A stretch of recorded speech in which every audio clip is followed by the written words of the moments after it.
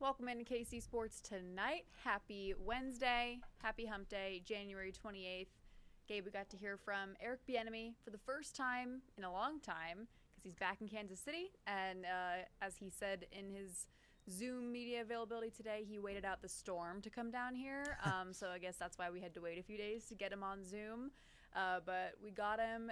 Did you listen to his press conference at all? I did. I listened in. I thought that the comments that he made about talking to Travis Kelce and Patrick Mahomes briefly, not about football, but just about life, and just he said he was excited to be chopping the wood again. We were starting to get some of the EB lingo again. Yep.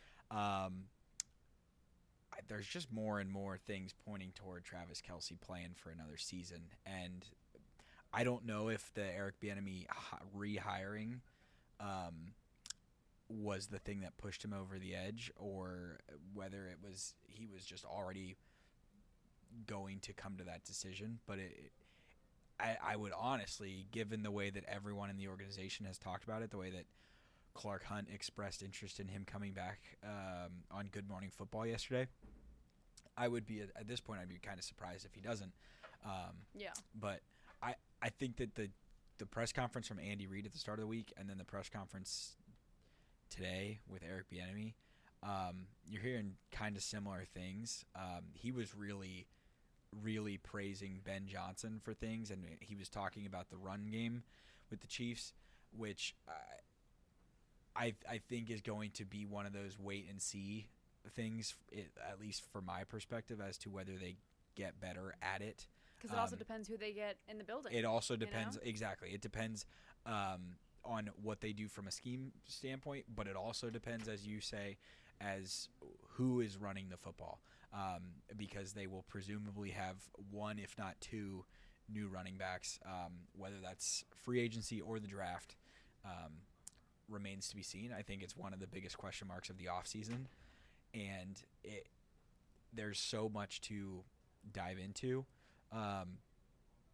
They have, as we said a couple weeks ago, Andy Reid made a bet on himself by bringing back someone who he was so familiar with that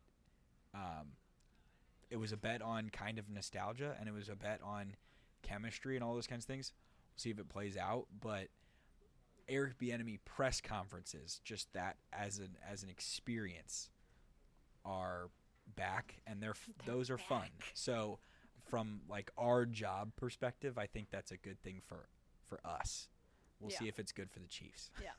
EB. He said that someone asked him, like, have you changed all over the last few years? And he's like, yeah, I mean, like every person, changes or whatever a certain amount of time. He's like, but EB is still EB. A little third-person reference. I was like, yes.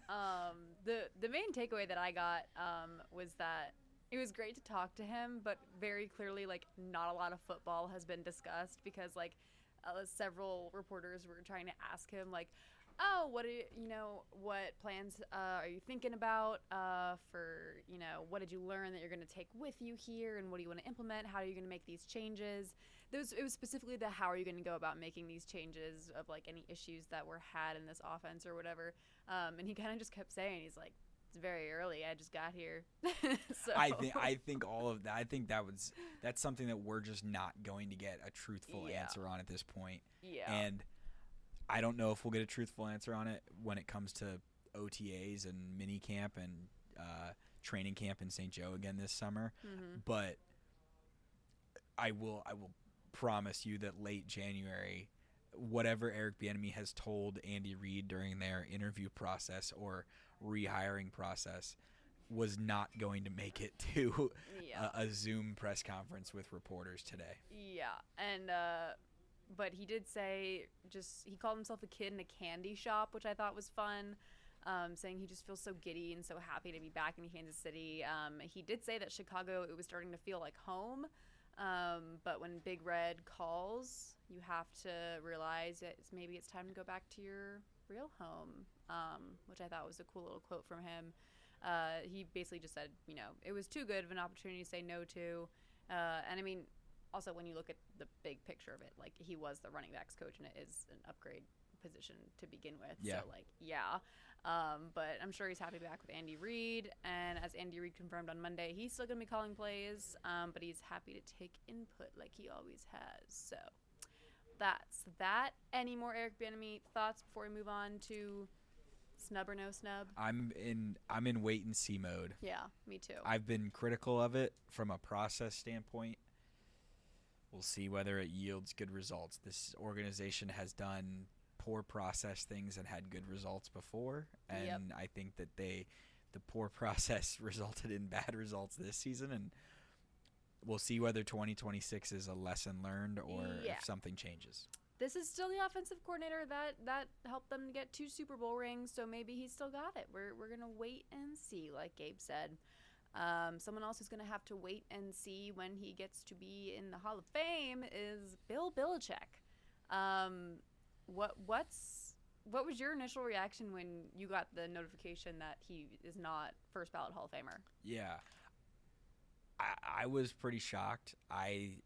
So it's interesting that this leaked now because we were going to find out that who makes the Hall of Fame next Thursday, the 5th. NFL honors in San Francisco for Super Bowl week. Yeah. And that show, the one thing that you can say about it is that the Hall of Fame members that get revealed there, I think that is almost one of the biggest parts of it. It's like it's probably like top 3. Walter Payton Man of the Year comes out and an MVP comes out. The thing with MVP is you usually know just based on All-Pro voting. Yeah. Walter Payton Man of the Year is a prestigious honor, and that one stays under wraps. And in an era of like, you could look at all of the on-field awards and pretty much predict who's winning, aside from like maybe a surprise or two. Mm-hmm. That award and then who gets into the Hall of Fame are the two things where it's actually surprising or it's suspenseful as to who gets in. And I think that if it had made it to next Thursday and Belichick had not gotten in, that would have taken people by surprise. Instead, we had this internet storm, and I think that this story, I think it's crazy that he's not a first ballot Hall of Famer. If he's not a first ballot Hall of Famer, there are no first ballot Hall of Fame head coaches. And to Neil's point, we had this discussion in the newsroom this afternoon. There are no, they're just, coaches do not go into the Hall of Fame on first ballot more often than not. Don Shula, who's one of the all-time winningest coaches in NFL history, took him 5 times to get in. Mm-hmm. Vince Lombardi did not go in on the first ballot. Andy Reid, when he probably eventually goes in, will probably not go in on the first ballot. So Bill Belichick not going in on the first ballot is not a huge shock, but it points to the problem with the system in the NFL voting system, which the general public is not aware of. The general public is just thinking, oh, these voters had are you a Hall of Famer or are you not a Hall of Famer? Yes, no, green button, red button option ahead of them. That's not the way that the system goes. Yeah. The the Pro Football Hall of Fame is modern players. It is coaches and contributors and legends, and they're grouped into different categories. So Belichick and Robert Kraft, who's the Patriots owner, who's also in the same category at the same time, which is ironic given their current relationship, and 3 players who are from not the modern era, they were all available to be voted on, but voters are only allowed to vote for 3 of the 5 maximum. Yeah. And I read the KC Star this afternoon. Vahe Gregorian had a great column. He's a voter, and he said Bill Belichick is a Hall of Famer. I didn't vote for him this time. And he laid out the whole process of he felt like the 3 guys who were not Kraft and Belichick were deserving candidates, and if he didn't vote for them, you run the risk of them sliding off of the ballot and never getting into the Hall of Fame. And he thought that is a bigger injustice than Bill Belichick being a Hall of Famer next year or the year after. Yeah, it's a great way to look at it. And shout out Vahe. I think that that's a completely fair argument to make. And he ended his column saying, I hope that the Hall of Fame reevaluates this, because the process doesn't – that process, it shouldn't have to be like that. It should be a little bit more like the Baseball Hall of Fame, where this year 2 guys go in, Carlos Beltran and Andrew Jones, and some years 5 or 6 people go in. And it's just because the voters have a whole list of guys, and they can vote for you can vote for as many as you'd like, or vote for none if you don't want to. Whereas the Pro Football Hall of Fame has this process. So it's going to be interesting to see which names are the ones that got selected for this, and that's why it's so strange that this got leaked ahead of time, because it basically just shines a spotlight on the fact that Bill Belichick is not getting in right now. He will obviously eventually. Yeah. And rather than being able to say, oh, okay, well, it actually makes sense as to why this person was prioritized this year, blah, blah, blah, blah, blah. Do you think it has more, do you think it has anything to do with the fact that Tom Brady kind of proved that it was him by winning a Super Bowl? You can argue it. You can argue the cheating stuff. Yeah. He's not the most clean. His resume is not just awesome football coach, great person, followed the rules to a T, all of those types of things. I guess here's my better question. Has his legacy been tarnished since Tom Brady left the Patriots? Because then you also put other things into it, you put his current standing, and college football coaching has nothing to do with this. So nobody was like, oh, he was a bad coach at North Carolina in 1 year. That's why he's not a first ballot Hall of Famer. That has nothing to do with it. I just think that the internet is not a place for rational discussion, and that's where most of the outrage is. And what the Hall of Fame does as a response to this will be interesting to me, because it's not – you're not going to have people wanting to vote for the Hall of Fame if all they do is get crushed for following your process, which frankly stinks. It's a bad process. Well, Adam Schefter did just push out on ESPN, whatever.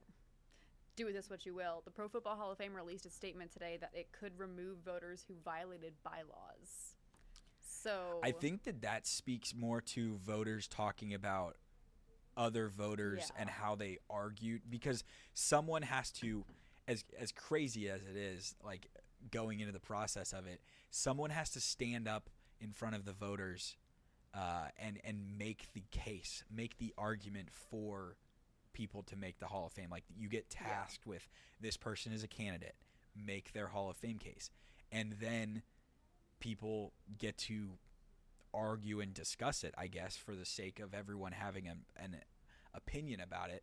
And there was a leak, at least in the ESPN report yesterday, that came out where we found out that Bill Belichick was not a Hall of Famer, that at least one person who's a voter, Bill Polian, former GM of the Colts, was talking about the cheating scandal and all of those types of things. And I think that the Hall of Fame is probably a lot more upset about the contents of the argument being leaked than they would be about someone like Vahe explaining their vote. Yeah. Which is an educated thing to give people a peek into the process. Whereas the Polian thing kind of feels like whoever leaked that just wanted to throw him under the bus.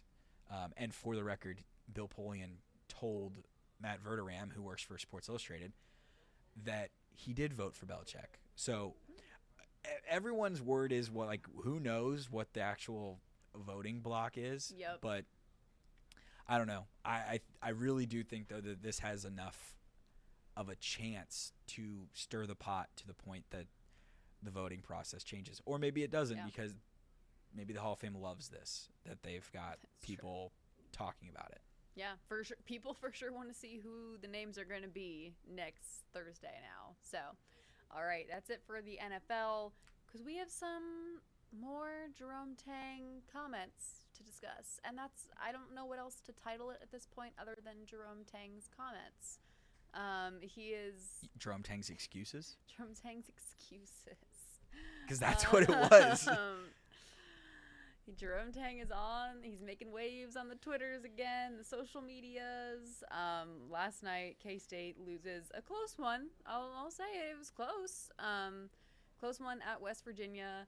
A lot of weirdness happening towards the end of the game with PJ Haggerty trying to draw a horrible foul on a three-point attempt. That was one of the worst foul drawing attempts I've ever seen.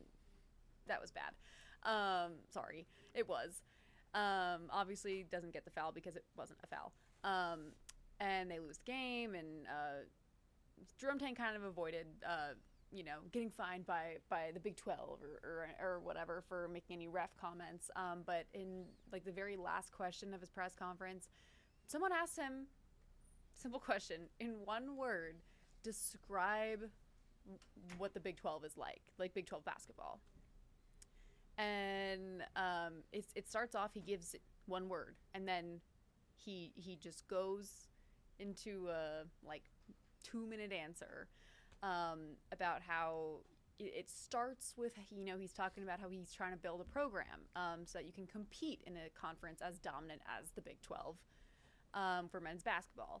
And then it turns into a rant about how there are 3 guys who are not on his roster right now who should be on his roster.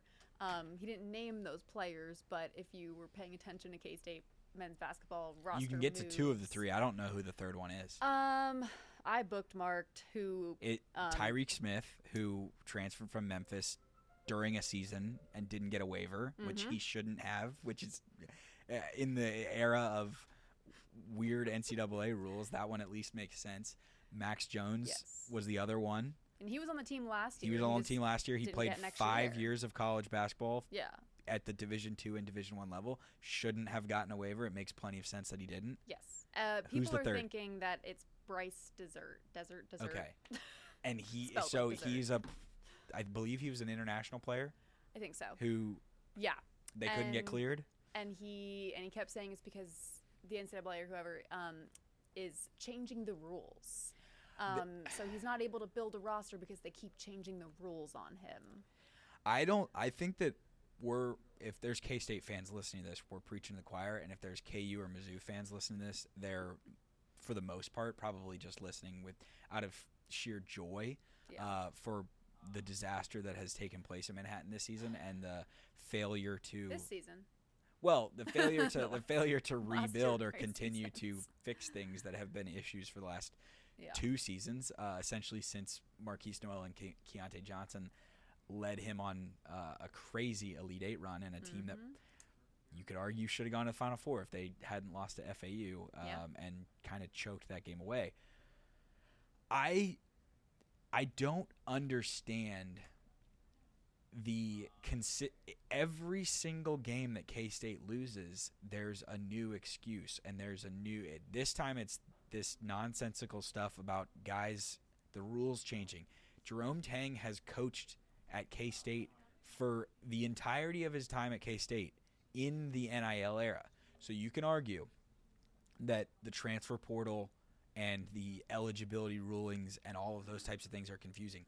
But if we talk a lot about the process of doing things, and whether it is good process, specifically with the Chiefs.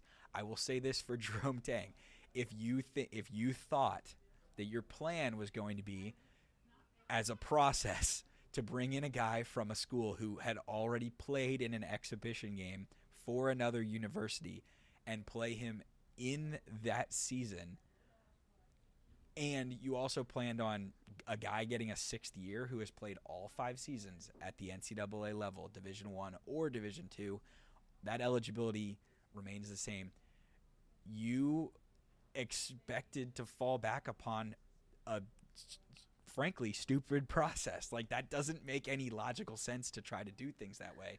So no one feels bad for you when it didn't work out, and that is not an excuse. It doesn't change the fact that no one on this team has really hit their ceiling other than PJ Haggerty, and he's doing it, I think K-State fans would say, mostly empty stats. Like, he's out there scoring 20-something points a game. He's top 5 in scoring in the country. And you watch every game, and it's like, oh, PJ Haggerty had 24 tonight, but K-State lost, so it didn't really put any game pressure on the opponents. I think that K-State fans are probably sick of it. Yeah. I don't know if they're going to be willing to stomach the buyout, and if they are willing to stomach the buyout, the only reason they're going to be capable of doing that is because Chris Kleiman had a big enough heart to go and retire and not force their hand into him being pushed out the door via firing and via severance, and that would allow the university to maybe have enough money to pay Jerome Tang's buyout. So much. I honestly, yes. So and the buyout is the reason why he's still there. Yeah. He had one fantastic first year that we have come to realize has largely been because we just didn't realize how good Marquise Noel and Keontae Johnson were. I mean, we realized how good they were, but we didn't realize just how good they were. I genuinely, because I'm always interested to see what the fans of these schools think. And again, I'm not from around here. I didn't go to any schools around here. I'm not a fan of any of these schools. Yeah. This is coming from such an outside point of view. I like to see how these fans are thinking, and I genuinely cannot find a single fan on K-State Twitter, on Instagram, on any social media comments that wants Jerome Tang to be the coach there right now. They all want him out. Like, the comments, they feel the same way that I think KU fans feel about him right now. Like, they know they're not in a good place, and they know that he's only there because of the buyout right now, and it's the number one thing. They're like, we can't stomach this buyout right now. I mean, Saturday night, Melvin Council wabashing at midcourt and stealing twice, and then doing it and then stealing the ball, Trey White dunks, and then doing it again. That is the kind of stuff that, like, we've seen it in what season would that have been? The 2020 season, the season that ended with COVID. Yeah. There was a little bit of playing through the whistle, and it led to a fight in this rivalry series. And that's what makes rivalries great. And that's the point, is that he did something that was so genuinely, like, it should be viewed as disrespectful to the K-State brand and to Bramlage Coliseum, and no one on this roster felt the need to push back against it. If you watch CJ Jones, he just sadly takes the ball out and rolls it into David Castillo, and the game ends. And that would never – and as such, you go online and, to your point, like, trying to find K-State fans who want him to be there and want or see any positive for the future. And most of them are like, I just find the council stuff funny. Like, they're like, I don't they're checked blame out. They them. don't care. Exactly. They don't care about the season anymore. And it's unfortunate for a guy like PJ Haggerty, who's a great player.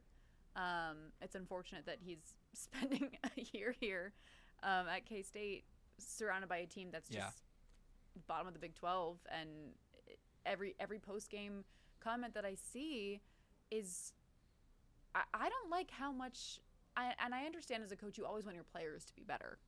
1,000%.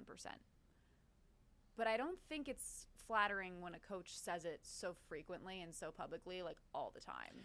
Oh yeah, as like last night he did it with Haggerty about the foul, like attempting to draw the foul. Saturday night he said Nate Johnson and David Castillo have to be better. He says, and it's not. He singles them out every single game. Yeah, and it's not in the way that other coaches do it, where it's like, it's different. I know that these guys can be better, and like, we can get them to do it. It's more of like, I mean, if they had just, it's more of, from a tone, it's more of like, if they had just done that, we would have won. Yeah. And I think that's where it feels like, you say, excuses. Like, can we label it as Jerome Tang's comments?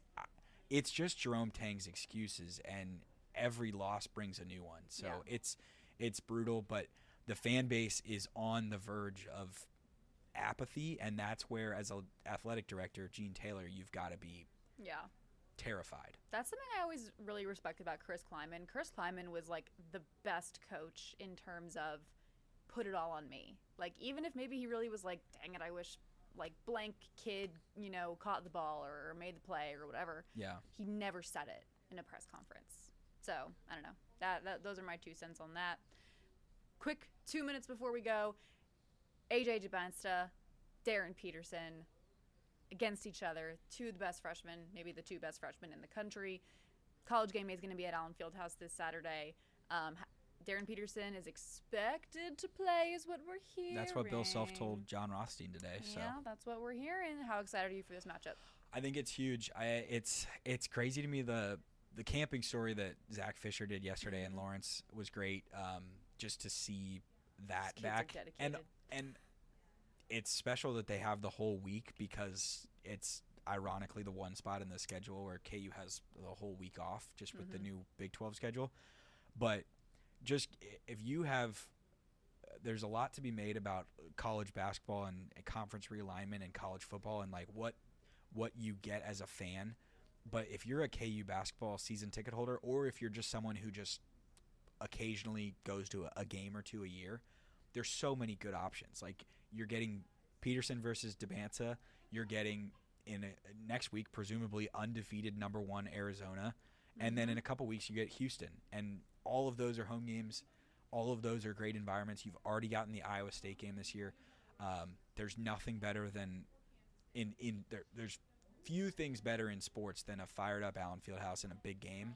We get that Saturday. We get that a couple more times this year. I'm thrilled to watch it. Yeah, I'm excited. I'm going to be there covering the game on Saturday, so y'all can stay tuned for all of our post-game coverage from that. It's likely, if not 1 and 2. It's 1 and 2. It's going to be 1 and 2 in the NBA draft, but at least top 5 if not. So it's going to be fun to watch. That'll do it for us here on KC Sports tonight. We're here every weekday at 5:30 and on Saturdays and Sundays at 10:30 over the air. Thanks for joining us.